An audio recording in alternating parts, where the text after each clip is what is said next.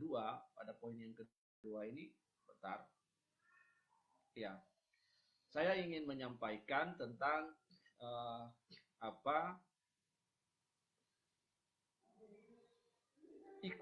equality before the law. Nah, equality before the law ini sangat penting sekali bagi kita. Dalam pasal 27 ayat 1 Undang-Undang Dasar 45 menegaskan bahwa semua warga negara bersamaan kedudukannya di dalam hukum. Maka equality before the law ditemukan hampir di setiap konstitusi negara. Inilah norma yang melindungi hak asasi warga negara. Nah, karena itu dalam konteks yang sedang kita lihat, yang sedang terjadi di bangsa ini,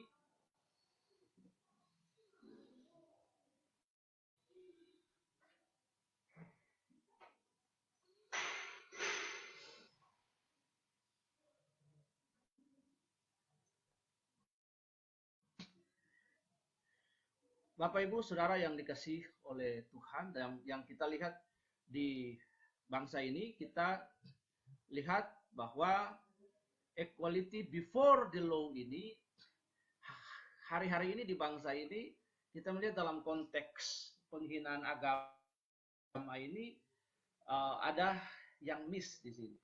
Nah, saya ingin menyampaikan dulu bahwa equality before the law itu adalah hak semua warga negara Indonesia dan dijamin oleh undang-undang, Bapak Ibu. Nah, ini yang dijamin oleh undang-undang ini.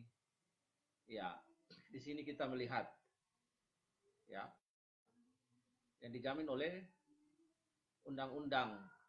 Di sini katakan bahwa semua warga negara bersamaan kedudukannya di dalam hukum. Maka equality before the law ditemukan hampir di semua konstitusi negara. Inilah norma yang melindungi hak asasi warga negara. Kesamaan di hadapan hukum berarti setiap warga negara harus diperlakukan adil oleh aparat penegak hukum dan pemerintah. Maka setiap aparat penegak hukum terikat secara konstitusional dengan nilai keadilan yang harus diwujudkan dalam praktek. Ini penting sekali. Namun, penegakan equality before the law bukan tanpa hambatan, bisa berupa hambatan yuridis, bahkan hambatan politis atau hambatan sosiologis dan psikologis, maka diadakannya. Nah, Bapak Ibu lihat di sini. Kita bisa lihat di sini, ya. Dan secara psikologis kita bisa melihat ini, Bapak Ibu lihat. Yang kedua, ini konsep before the law.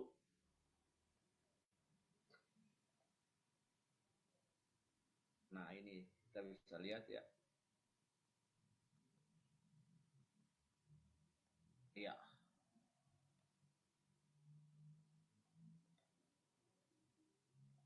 Konsep hukum before the law ini, equality before the law ini, untuk memudahkan penulisan tersebut saya singkat TBL, adalah konsep yang sangat universal, berlaku di mana saja dan tekstual hukum.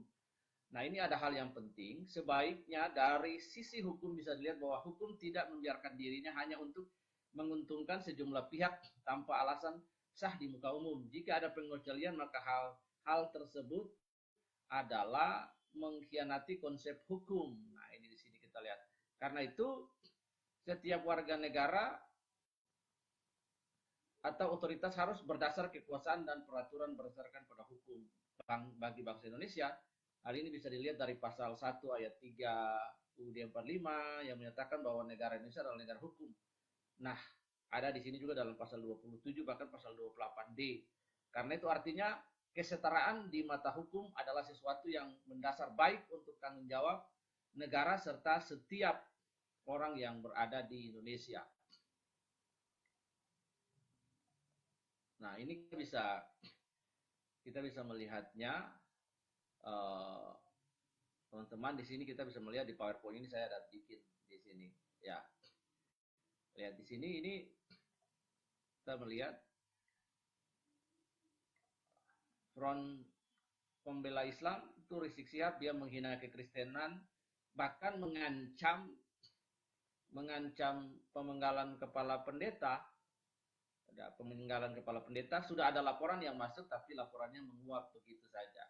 Maka apa yang ditulis dalam undang-undang itu, equality before the law, tidak dimanifestasikan dalam praktik hukum di bangsa ini. Nah, sekali lagi, apa yang diamanatkan oleh undang-undang bahwa setiap warga negara setara di hadapan hukum itu tidak diamanatkan dalam undang-undang. Bapak Ibu Saudara yang diberkati oleh kasih karunia Tuhan. Di sini kita melihat bahwa tidak adanya kesetaraan itu, equality before the law, di hadapan hukum itu. Sudah ada laporan masuk karena ini memang delik aduan. Penistaan agama ini kan merupakan delik aduan. Sudah ada aduan yang disampaikan oleh beberapa orang di bangsa ini, ya ada pendeta Esrasoru dengan teman-teman. Tapi berkas itu menguap begitu saja, kasus hukumnya tidak ditindak. Kita lihat selanjutnya lagi di sini. Ya. Dan kita lihat di sini ada Abdul Somad dilaporkan ke Mabes Polri atas dugaan penistaan agama. Nah, di sini. Nah, inilah susahnya hukum di bangsa ini. Susahnya hukum di bangsa ini, kita lihat bahwa ada situasi politik di sini. Nah, untuk menegakkan before the law bukan tanpa hambatan, bisa berupa hambatan yuridis, hambatan politis, sosiologis, dan hambatan psikologis. Nah, di sini kita lihat laporannya sudah masuk di sini. Kita lihat, ini ada bukti laporan dari pengurus pusat Gamki, mendaftar laporan bernomor LP B-B-0725 angka Romawi 7 2009 Bareskrim tanggal 19 Agustus terkait pasal penghinaan penistaan agama Undang-Undang Nomor 1 1996 KUHP pasal 156A. Tetapi di sini kita kembali melihat lagi. Nah, di sini kita melihat bahwa penegakan equality before the law bukan tanpa hambatan, bisa berupa hambatan yuridis dan politis atau hambatan sosiologis. Nah, ini yang perlu kita lihat. Nah, kemudian di sini kita dapat melihat di sini netizen. Ini ada kekeliruan. Ini si Eko pun tadi bilang memang ada yang lapor, sudah ada yang laporin, tapi belum ditindak. Nah, itu jadi diksinya. Karena itu, nah ini yang seringkali saya bilang, sebagai warga negara yang beragama Kristen, saya menolak diksi mayoritas dan minoritas. Ini adalah pembodohan. Undang-Undang 45 dan undang-undang lainnya tidak pernah menyebutkan mayoritas dan minoritas, tapi seluruh tumpah darah Indonesia. Kembali lagi di sini, alasan yuridis, politis, sosiologis, dan psikologis menghalangi bangsa ini untuk apa? Penegakan hukum, penistaan agama itu. Nah, kalau memang Polri mau jujur, maka laporan-laporan sebelumnya yang dilaporkan Risi, kemudian Yahya Waloni, kemudian UAS itu ditindaklanjuti sehingga prinsip equality before the law yang bagaimana sudah diamanatkan oleh undang-undang dalam praktek hukumnya sebagai negara hukum itu dalam prakteknya benar dan ditindaklanjuti, ya, seperti itu. Karena kalau mau dibilang etika politik gereja, maka gereja sungguh mentaati pemerintah, bahwa pemerintah adalah wakil Allah, meyakini bahwa pemerintah adalah tunduk kepada seluruh undang-undang, produk undang-undang yang mengikat, yang mengatur seluruh warga negara yang ada.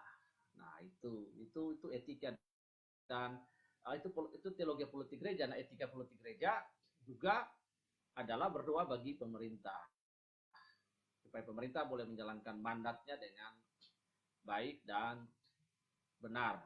Nah, kita bisa melihat hal itu. Lalu kita masuk ke poin berikut, kita lihat lagi di situ ada, saya udah bilang bahwa negara ini saya menolak mayoritas dan minoritas karena tidak diatur oleh undang-undang minoritas mayoritas, bahwa kita adalah seluruh tumpah darah Indonesia tidak ada jurisprudensi, tidak ada hukum, tidak ada undang-undang pembatasan equality before the law bagi seluruh warga negara Indonesia. Nah, karena itu saya mengajak semua kita yang cinta kepada bangsa ini, yang cinta kepada Pancasila, untuk menolak dikti dan pembodohan. Ada segregasi, pemisahan antara yang mencoba orang menggiring opini supaya kita menerima fakta bahwa kita ada di pihak minoritas. Itu keliru. Karena memang dasar negara ini tidak pernah menerima penalaran, diksi, opini atau pendapat bahwa kita mayoritas, ada minoritas. Justru semuanya adalah tumpah darah Indonesia. Itu yang perlu kita lihat. Nah, yang berikut adalah fenomena yang terjadi di